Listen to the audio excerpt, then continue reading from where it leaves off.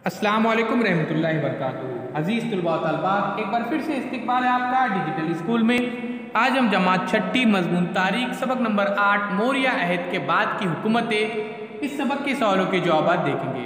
इससे पहले digital school को सब्सक्राइब कीजिए, साथ ही साथ बेल आइकॉन के बटन को प्रेस कीजिए। आइए प्यारे बच्चों, डिजिटल स्कूल इस एंड्रॉयड ऐप को भी डाउनलोड करते हैं जो बिल्कुल फ्री है। इसमें तमाम मज़ामीन के वीडियोज़ अपलोड किए गए हैं। तो चलिए शुरू करते हैं। बताइए तो भला, भारत में सोने के सिक्के डालने वाला राजा तो कुषाण राजा।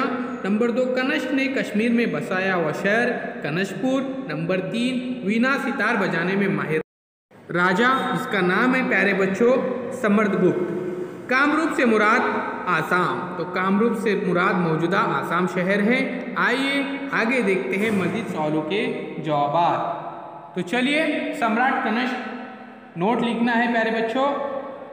तो सम्राट कनिष्क के कारनामे अजीम है। वस्ती एशिया से भारत आकर कुषाण टोलियों ने अपनी हुकूमत कायम की थी। इनमें से एक राजा कनिष्क था। कनिष्क ने भारत में अपनी हुकूमत को मगरिब से मशरिक में वाराणसी तक वसत दी थी। कनिष्क ने कश्मीर में कनशपुर नामी शहर भी बसाया था। इसी के ज़माने में बुद्ध मजहब की चौथी कॉन्फ्रेंस कश्मीर में मुनक्किद हुई थी। तो कनिष्क ने सोने और तांबे के सिक्के ढलवाए थे। आइए सम्राट कनिष्क के बाद महरौली का लोहे का सुतून देखते हैं। तो चंद्रगुप्त दूसरे ने दिल्ली के करीब महरौली के मुकाम पर लोहे का एक सुतून बनवाया। यह सुतून 1500 बरस पुराना है। आज भी वो जंग आलूद नहीं हुआ है। इससे ये बात साबित होती है कि कदीम भारत में तकनीक ने कितनी तरक्की की थी। इस सुतून पर एक तहरीर कुंदा है, इसमें चंद्र नामी राजा का जिक्र है। इसलिए कहा जाता है कि वो लोहे का सुतून चंद्रगुप्त दूसरे के ज़माने का है। आगे बढ़ने से पहले डिजिटल स्कूल को सब्सक्राइब करते हैं, साथ ही साथ बेल आइकॉन के बटन को भी प्रेस कीजिए। तमाम सवालों के जवाब आपको लिखना है, उसे याद भी करना है। तो चलिए प्यारे बच्चों, मजीद सवालों के जवाब का सिलसिला शुरू करते हैं। डिजिटल स्कूल को प्ले स्टोर में से ज़रूर डाउनलोड कीजिए, बिल्कुल फ्री है।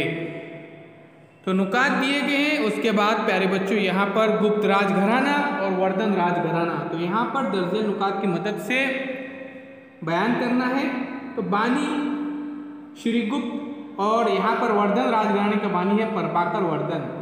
सल्तनत की वसत आसाम से पंजाब तक और तमिलनाडु में कांची तक का मशरकी ईसाई इलाका फतह किया था। मालवा, गुजरात और सौराष्ट्र को भी जीत लिया था गुप्त राजघराना ने। और वर्धन राजघराना ने दिल्ली के करीब था नेसर के मकाम पर कायम किया हुकूमत की वसात नेपाल, जुनूब में दरिया नर्मदा, मशरक में आसाम और मगरब में गुजरात तक। अब काम देखिए, गुप्त राज ने हुकूमत को खूब वसत दी। शुमाल, मगरब और श्रीलंका के राजाओं ने दोस्ती के मुआहदे किए थे। उसी तरह से वर्धन राजाओं ने बड़े पैमाने पर अपनी मुमलिकत को वसत दी थी। आइए मजीद सवालों के जवाब देखते हैं। अब प्यारे बच्चों, दर्ज तलाश कीजिए गुप्त खानदान का बानी। तो गुप्त खानदान का बानी यहाँ पर हमको तलाश करने का है। तो चलिए प्यारे बच्चों, देखिए यहाँ पर हमने तलाश की है। महाभारत का किरदार जिसका बिया मणिपुर की शहजादी से हुआ था। नंबर 3, कनिष्क के ज़माने का मशहूर शायर। नंबर 4, आसाम का पुराना नाम। नंबर 5, कनिष्क के दरबार में मशहूर तबीब।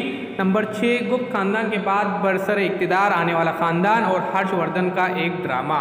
तो प्यारे बच्चों, ये तमाम आपके सामने नाम है, इसे देखिए और लिखिए। अगर आपने अभी तक चैनल को सब्सक्राइब नहीं किया है तो सब्सक्राइब कीजिए। साथ ही साथ डिजिटल स्कूल के साथ जुड़ने के लिए डिजिटल स्कूल इस एंड्रॉयड ऐप को भी आप ज़रूर डाउनलोड कीजिए। ये प्ले स्टोर में मौजूद है, बिल्कुल फ्री है। इसमें तमाम मज़ामीन के वीडियोज़ अपलोड किए गए हैं। तो हम देख रहे हैं सवालों के जवाब। इससे पहले हमने अज़बाग का मुताला किए थे, तो ये अज़बाग प्लेलिस्ट में भी मौजूद है और डिजिटल स्कूल इस ऐप के अंदर भी मौजूद है। तो अल्लाह हाफिज़, बहुत बहुत शुक्रिया आपका।